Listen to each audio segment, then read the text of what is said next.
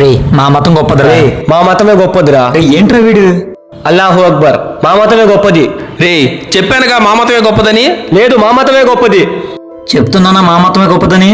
First పుట్టింది మా మతమేరా. కాదు, మా మతం రా. ఫస్ట్ పుట్టింది మా మతం రా. రే మ్యాప్ చూడండి రా, ముందు మా మతమేరా పుట్టింది. Praise the Lord. మా మతమే గొప్పది. దేశం అంటే మతం కాదు, దేశం అంటే మనుషులన్నా. ఆహా అని ఎవరు చెప్పారమ్మా? మా డాడీ చెప్పారన్నా. మీ డాడీయా? ఏం చేస్తారమ్మా మీ డాడీ?